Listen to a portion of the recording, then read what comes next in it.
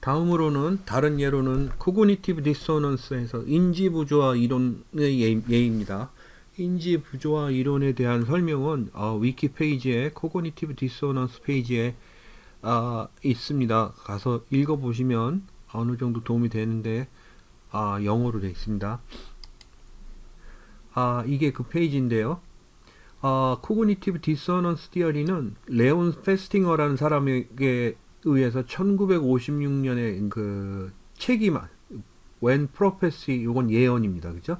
예언이 실패할 때라는 책에 의해서 알려지게 되었습니다.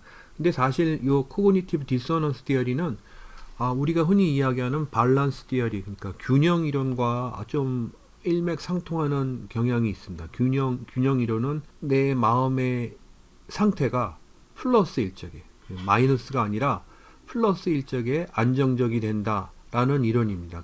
가령 예를 들면은 내가 있어요. 그죠? 에고. 내가 있고 여기에 A라는 친구가 있습니다. 그리고 B라는 친구가 있어요. 나는 A랑도 친해요. 그죠? 그리고 나는 B랑도 친해요. 그죠? 그런데 A와 B는 친하지 않습니다. 그러면 전체적으로 지금 이 상태는 마이너스 상태예요. 그죠? 마이너스 상태니까 어떤 식으로든지 이것을 플러스, 균형, 그죠? 밸런스 상태로 바꾸려는 노력을 사람이 하게 됩니다. 그죠? 대표적인 예로 가령 내가 A를 만나고 B를 만나고 그럴 적에 B를 만나는 횟수를 줄여버리면은, 그러면 내가 딜해야 될 그런 상태는 여기 요것뿐이 없기 때문에, 그죠? 여기 요것뿐이 없기 때문에 별 불균형 상태가 되지 않게 됩니다. 또 다른 걸로는 아예 상대편 이쪽 사람에게 가지고 있는 태도를 바꾸는 겁니다. 그래서 플러스가 아니라 마이너스로 바꾸면 전체적으로 플러스 상태가 되죠. 그죠? 이런 것들이 밸런스 티어리라고 해서 1960년대, 50년대 이때 인간의 행동에 대한 연구에서 있었던 이론입니다. 이것과 연장선에서 코그니티브 디서넌스 티어리가 만들어졌다고 보시면 되겠습니다. 여기 있는 레온 페스팅어라는 사람은 다른 학자들과 같이 해서 이 책을 썼는데 러시아 이미그런트, 그죠? 러시아에서 이민 온 학생이었습니다. 근데 미국의 MIT에서 공부를 하면서 그때 당시 시카고에 있는 종교 집단이 UFO가 나타나서 어느 날 한날 한시에 세상이 멸망할 거라는 예언을 이렇게 하게 됩니다.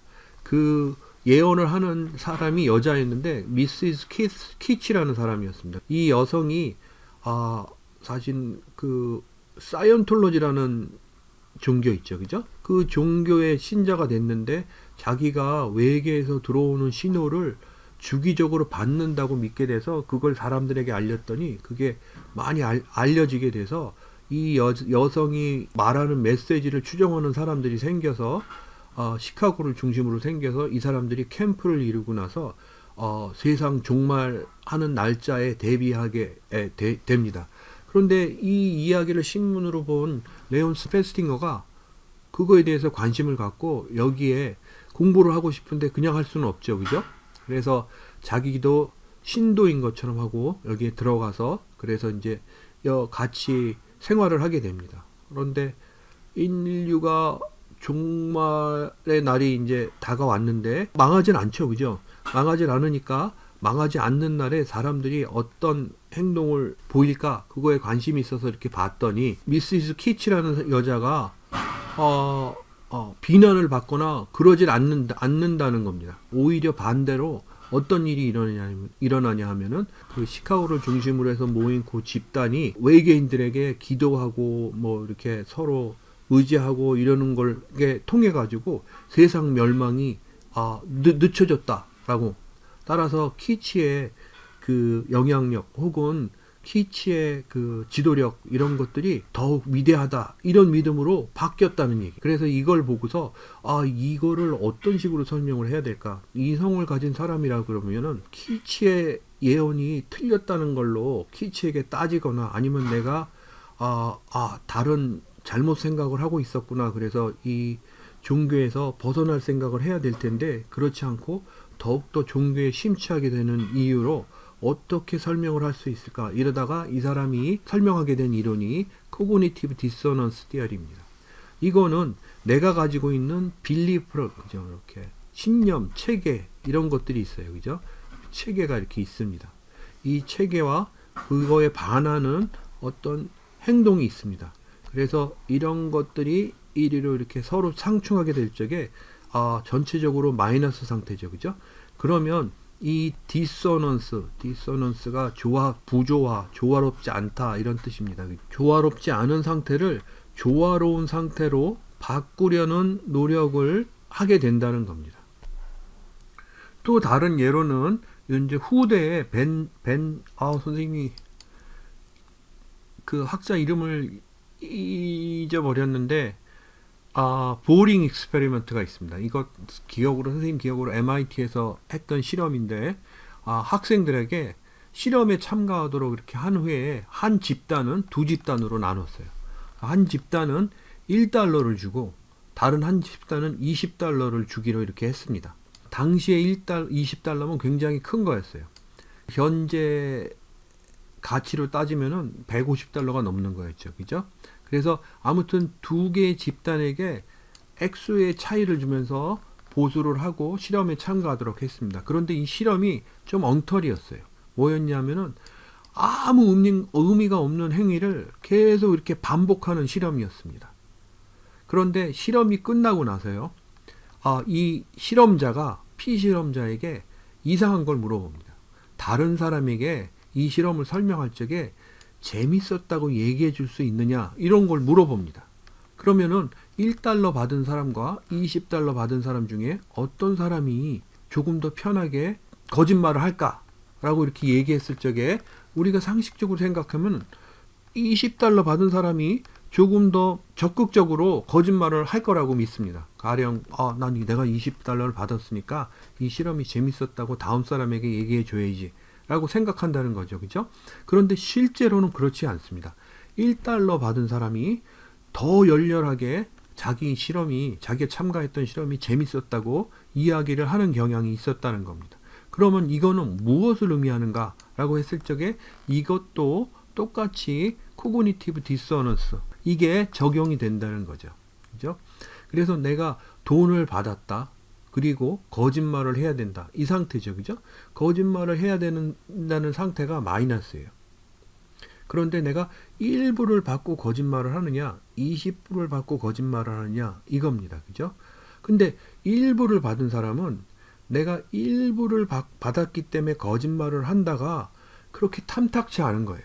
고작 1불 따위에 이 재미없는 실험을 재밌었다고 얘기할 수 있는가? 그게 어렵다는 거죠. 그래서 아예 자신의 게임에 대한 인식을 바꿔버립니다. 실제로 진짜 재밌었다고 생각을 하는 거예요. 그리고 그 생각을 다음 사람에게 전달을 하는 거죠. 내가 게임을 해봤는데 지루하지 않고 괜찮았어, 재밌었어, 이런 식으로. 20달러 받은 사람은 그렇지가 않습니다. 이것이 바로 디소넌스 스테이트를 오넌스 스테이트로 이렇게 바꾼다는 이론의 설명입니다. 아무튼 코그니티브 디소넌스 이론은 이런 요지를 가지고 있는데, 이 두 가지 이론 있죠. ELM과 코그니티브 디소넌스 티어리, 이런 것들을 보면은 선생님이 이전에 이야기한 것과 같은 패턴을 갖습니다. 어떤 패턴이냐 하면은 개인들 있죠. 그죠? 이 개인들의 인지적인 메커니즘, 구조라고 말할 수 있는 그런 것들이, 개인의 메커니즘 구조가 이렇게 있을 적에 이런 것들이 어떻게 작동하는가를 살펴서 그것이 세상 사람들, 다른 사람들도 똑같이 적용되게 된다. 따라서 이 사회는 이런 시스템, 원리 하에 돌아가게 된다. 라고 이렇게 주장하는 겁니다. 이 두 가지는 서로 다른 것 같기도 하고 서로 같은 것 같기도 하고 해서 두 가지를 동시에 가지고 있습니다. 그것에 대해서 조금 더 설명을 할 텐데, 그 다음 페이지를 이렇게 보시면은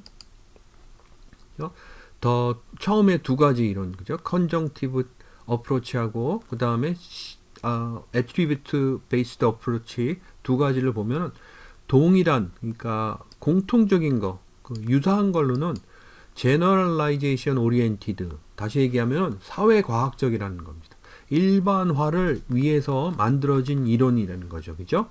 그리고 또 유사한 논리로 regularity, 규칙성을 찾는 그런 노력이라고 이렇게 볼 수 있습니다. 두 개가 다 선생님이 이전에 이야기한 자연과학에서의 그 방향성과 일치한다는 거죠. 그래서 사회과학과 딱 맞아 떨어지는 겁니다. 그런데 두 개는 좀 다릅니다. 첫 번째 것은 top to bottom입니다. 다시 얘기하면은 사회, 제도, 그리고 구조, 이런 것들이 말이에요. 보이지 않는 어떤 힘을, 인플루언스, 영향력을 발휘를 해서 사람들에게, 그 안에 개인들에게 그렇게 움직이도록 한다. 그러니까 어떻게 보면 여러분들 약간 물리학과 비슷한 이론이에요. 그죠? 그래서 만류 인력의 법칙, 이거는 어디서 왔느냐? 그 이론이 있는 겁니다. 그거를 발견을 해서 세상이 이렇게 움직인다, 이야기를 하는 거죠. 마찬가지로 사회과학의 첫 번째 이론은 뭐냐 하면은 세상이, 역사가 돌아가는 원리가 이런 것들이 있다. 그래서 이런 것들이 일반화의 성격을 갖는다. 따라서 우리 역사를 이런 식으로 설명할 수 있다. 그게 과학적이다. 이렇게 주장하는 거가 되는 거죠. 그런데 반대로 두 번째, attribute based는 bottom to top입니다. 다시 얘기하면은 심리학이나 사회심리학에서 이렇게 이야기하는 것들은 실험실에 사람들을 모아서 그 실험실에 있는 사람들이 어떤 행동을 하는지, 어떻게 인지하는지, 그것들을 연구를 한 후에 이것들이 모든 다른 사람들에게 적용이 될 것이다 라고 생각을 하는 거죠. 그 생각을 한 걸 토대로 해서 그렇게 해서 일반화를 합니다. 그래서 개인이 이러니까 다른 사람도 이럴 것이고, 따라서 사회가 이렇게 움직일 것이다 해서 작은 거에서 큰 걸로 설명하는 경향이 있습니다. 그 두 가지가 차이점이 있다고 보시면 되겠습니다. 그래서 첫 번째 컨정티브 어프로치는 이론적인 성향이 같습니다. 아인슈타인의 Theory of Relativity, 상대성 이론, 이런 거 보면 여러분들 실험실에서 일일이 실험을 한 후에 어떻다 이렇게 이야기한 것이 아닙니다. 어떤 통찰력, 직관력을 가지고 우주는 혹은 물질은 이런 식으로 움직인다. 그리고 그것이 맞는지 틀리는지 하나하나 나중에 살펴보는 거죠. 그죠? 그래서 막스의 역사론도 그런 것과 비슷한 성격을 갖죠. 그죠? 그리고 그래서 통찰적인 측면이 강하다 이렇게 말할 수 있고요. attribute based는 실험을 통해서 혹은 실험과 유사한 어떤 과정을 통해서 검증하는 경향이 많습니다. 인간 심리학적 기제에 대해서 논리적으로 연결하는 그런 것이 강하고요. 다시 얘기하면은 다른 사람이 인간 심리학적으로 이런 걸 밝혔다. 그러면 내가 밝힌 인간 심리학적인 기제하고 어떤 연관이 있는가? 두 개가 논리적으로 연결이 돼야 되죠. 그죠? 이거는 이전에 이 실험에서는 이게 됐는데 다른 실험에서 이게 안 된다. 그러면 뭔가 논리적으로 부조화스러우니까 다른 설명 방법을 찾는다든지 이해해야 되겠죠. 그죠? 그래서 여기서 이야기하는 것처럼 다른 발견들과 논리적 경험적으로 완벽하게 꼼꼼하게 연결되어야 하는 그런 전제 조건을 갖습니다.